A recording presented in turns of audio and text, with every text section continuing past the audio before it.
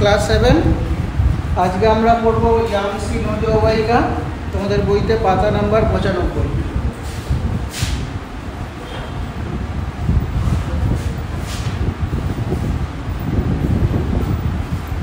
আগে দেখো ইয়াংসি নদীটা কোথা থেকে উৎপন্ন হচ্ছে।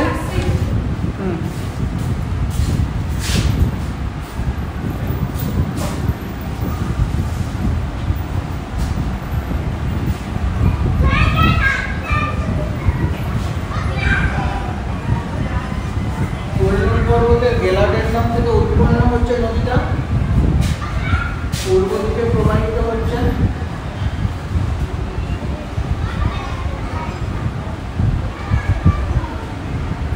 পূর্ব চীন সাগরে গিয়ে মিশছে।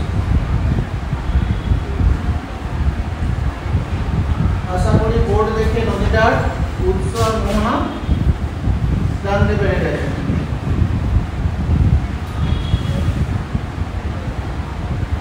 নদীটার নাম ইয়াংসি নদী।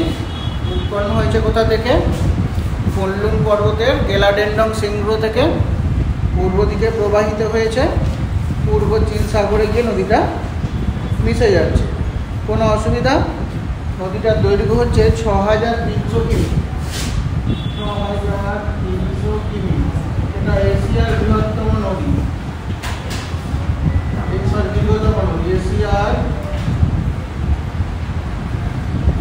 দীর্ঘতম নদী। তাহলে ক্লাসে কি শিখলাম? এশিয়ার দীর্ঘতম নদীটার নাম দেখলাম। এশিয়ার দীর্ঘতম নদীর নাম হচ্ছে ইয়াংসি, দৈর্ঘ্য প্রায় 6300 কিমি। উৎপন্ন হচ্ছে কোথা থেকে? কুনলুন পর্বতের গেলাডেন্ডাম থেকে। কোথা থেকে উৎপন্ন হচ্ছে? বোর্ডের দিকে দেখো, পর্বতটার নাম হচ্ছে কুনলুন পর্বত। এই পর্বতের গেলাডেন্ডাম শৃঙ্গ থেকে উৎপন্ন হচ্ছে, পূর্ব দিকে প্রবাহিত হচ্ছে, পূর্ব চীন সাগরে গিয়ে মিশছে। কোনো অসুবিধা আছে? অসুবিধা হওয়ার কথা নেই। এই নদীর অববাহিকাকে আমরা 3টে ভাগে ভাগ করি। নদীর অববাহিকাকে আমরা 3টে ভাগে ভাগ করি। একটা হচ্ছে ইচাং পর্যন্ত উচ্চ অববাহিকা, ইচাং থেকে শুরু করে হুনান পর্যন্ত,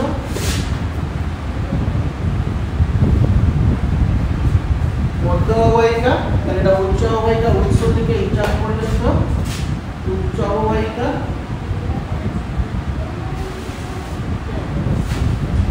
ইচাং থেকে শুরু করে হুনান পর্যন্ত মধ্য অববাহিকা,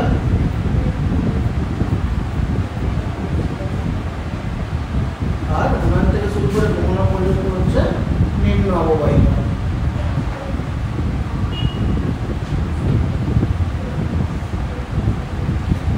তাহলে কি কি শিখলাম ক্লাসে? নদীটার নাম কি? নদীটার নাম হচ্ছে ইয়াংসি। উৎপন্ন কোথা থেকে হয়েছে? কুনলুন পর্বতের গেলাডেন্ডাম থেকে উৎপন্ন হয়েছে, পূর্ব দিকে প্রবাহিত হয়েছে, পূর্ব চীন সাগরে গিয়ে মিশেছে। এটা এশিয়ার দীর্ঘতম নদী। এই অববাহিকাকে আমরা 3টে ভাগে ভাগ করছি। একটা উচ্চ অববাহিকা, উৎস থেকে ইচাং পর্যন্ত, ইচাং থেকে হুনান পর্যন্ত মধ্য অববাহিকা, আর হুনান থেকে মোহনা পর্যন্ত হচ্ছে নিম্ন অববাহিকা। এই অঞ্চলটা দেখো উচ্চ অববাহিকা। এখানকার যে অববাহিকাটা, সেটা লাল বেলে পাথর দিয়ে গঠিত, তাই এই অঞ্চলকে বলা হয় রেড বেসিন।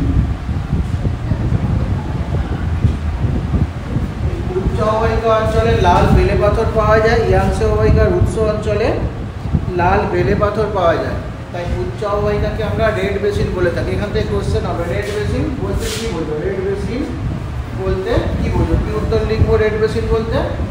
ইয়াংসি অববাহিকার উৎস অঞ্চলে লাল রঙের বেলে পাথর পাওয়া যায়, তাই ইয়াংসির উৎস অঞ্চলকে বলা হয় রেড বেসিন। ইচাং থেকে হুনান পর্যন্ত যে মধ্য অববাহিকা, এখানে খুব ভালো কৃষিকাজ হয়, খুব ভালো কৃষি হয়, কৃষিকাজ হয়, তাই মধ্য অববাহিকাকে বলা হয়। আর চীনের ধানের গোলা, বিশেষ করে হুনান প্রদেশে খুব ভালো ধানের চাষ হয়, একে বলা হয় চীনের ধানের গোলা। প্রচুর ধানের চাষ হয় এবং অন্যান্য ফসলেরও চাষ হয়। এই হুনানকে বলা হচ্ছে চীনের ধানের গোলা। আশা করি তোমরা বুঝতে পেরে গেছো। তাহলে চীনের ধানের গোলা কাকে বলবো? হুনান প্রদেশকে।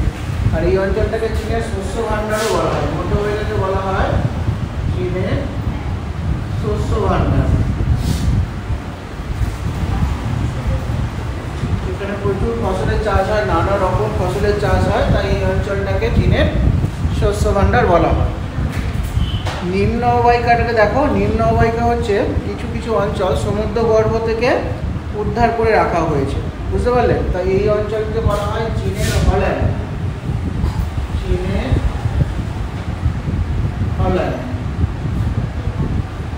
ইয়াংসি বদ্বীপ অঞ্চলকে বলা হয় চীনের হল্যান্ড। হল্যান্ড হচ্ছে ইউরোপের একটা দেশ, সেই দেশে সমুদ্র থেকে ভূমি উদ্ধার করা হয়েছে।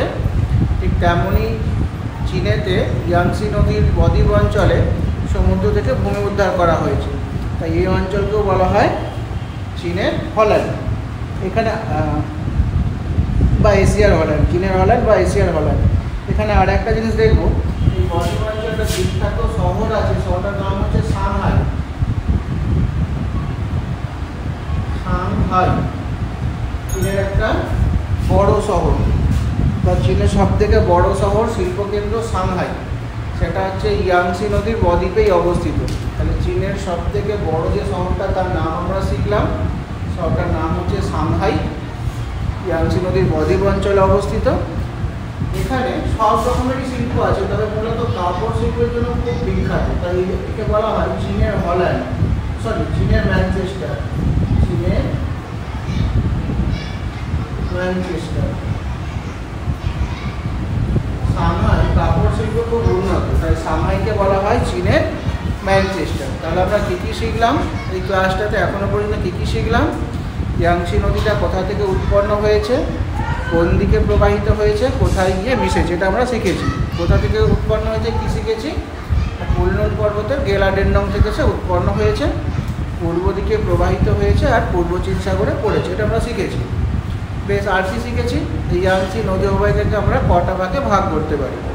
কটা ভাগে ভাগ করেছি আমরা? তিনটে ভাগে ভাগ করেছি। কী কী তিনটে ভাগ? উৎস থেকে ইচান পর্যন্ত উচ্চ অববাহিকা, ইচান থেকে শুরু করে হুনান পর্যন্ত মধ্য অববাহিকা, আর হুনান থেকে মহলা পর্যন্ত হচ্ছে নিম্ন অববাহিকা। আর ইয়াংসি অববাহিকাকে আমরা তিনটে ভাগে ভাগ করেছি। এই উৎস অঞ্চলে লাল রঙের বেলে পাথর পাওয়া যায়, তাই উৎস অঞ্চলকে বলা হয় রেড বেসিন। আর মধ্য অববাহিকাতে প্রচুর পরিমাণে শস্যের চাষ হয়, তাই মধ্য অববাহিকাকে বলা হয় চীনের শস্য ভাণ্ডার। এর মধ্যে শুধু হুনান প্রদেশ ধানের জন্য খুব বিখ্যাত, তাই হুনান প্রদেশকে বলা হয় চীনের ধানের গোলা। চীনের ধানের গোলা কাকে বলবো আমরা? হুনান প্রদেশকে। সেটাও আমরা এই ক্লাসে শিখলাম। আর কি দেখলাম? বদ্বীপ অঞ্চল যেটা, সেটা সমুদ্রগর্ভ থেকে, বদ্বীপ অঞ্চলে সমুদ্রগর্ভ থেকে ভূমি উদ্ধার করা হয়েছে, তাই বদ্বীপ অঞ্চলকে বলা হয় চীনের হল্যান্ড। বদ্বীপ অঞ্চলকে বলা হয় চীনের হল্যান্ড। আর কি দেখলাম? এই নদীর বদ্বীপে একটা শহর রয়েছে যার নাম সাংহাই, যেটা চীনের সব থেকে বড় শহর। তাহলে আজকের ক্লাসে আমরা চীনের সব থেকে বড় শহরটার নাম দেখলাম, যেটা সাংহাই। কাপড় শিল্পের জন্য খুব বিখ্যাত, তাই সাংহাইকে বলা হয় চীনের ম্যানচেস্টার। তাহলে চীনের ম্যানচেস্টার কাকে বলবো সেটাও আমরা শিখলাম আজকের ক্লাসে। কাকে বলবো চীনের ম্যানচেস্টার? সাংহাইকে। কারো কোনো অসুবিধা? এইটুকুটাই পড়াবো আজকে, এইটুকুটাই আছে আমাদের সিলেবাস, আর কিচ্ছু নেই। আর একটা কোশ্চেন দেওয়া রয়েছে, ইয়াংসি অববাহিকা কেন উন্নত, ওটা পরের দিন আলোচনা করব। আজকে তাহলে আমরা দেখলাম ইয়াংসি নদীর অববাহিকাটাকেই, যার উৎস দেখলাম কুনলুন পর্বতের গেলাডেন্ডং, পূর্ব দিকে প্রবাহিত হয়েছে, পূর্ব চীন সাগরে গিয়ে মিশেছে। এই অববাহিকাটাকে আমরা তিনটে ভাগে ভাগ করেছি: উচ্চ অববাহিকা, মধ্য অববাহিকা আর নিম্ন অববাহিকা। উচ্চ অববাহিকায় লাল রঙের বেলে পাথর পাওয়া যায়, তাই উচ্চ অববাহিকাকে আমরা রেড বেসিনও বলে থাকি। আর নিম্ন অববাহিকাতে সমুদ্র থেকে ভূমি উদ্ধার করা হয়েছে, তাই এই অঞ্চলকে চীনের হল্যান্ড বা এশিয়ার হল্যান্ড বলা হয়। আর মধ্য অববাহিকা যেটা রয়েছে, সেখানে কৃষিকাজ খুব ভালো হয়ে থাকে, নানা রকমের শস্যের চাষ হয়ে থাকে, সব রকমের ধান, গম, আখ, কার্পাস, নানা রকমের শস্যের চাষ হয়ে থাকে, তাই মধ্য অববাহিকাকে আমরা চীনের হল্যান্ড বলে থাকি। এর মধ্যে হুনান প্রদেশে প্রচুর ধানের চাষ হয়, তাই হুনান প্রদেশকে বলা হয় ধানের গলা। আর কি দেখলাম না, নিম্ন অববাহিকায় একটা শহর রয়েছে যার নাম সাংহাই, যেটা চীনের সব থেকে বড় শহর আর কাপড় শিল্পের জন্য খুব বিখ্যাত, তাই একে বলা হয় চীনের ম্যানচেস্টার। এই পর্যন্ত আমরা পড়লাম। ঠিক আছে, কোনো সমস্যা আছে? আশা করি পুরো ক্লাসটা তোমরা বুঝতে পেরে গেছো। শেষ করলাম ক্লাস। তাহলে কারো কিছু যদি জিজ্ঞাসা করার থাকে, জানার থাকে, আমাকে বলতে পারো, নাহলে আমি ক্লাস এখানে শেষ করলাম।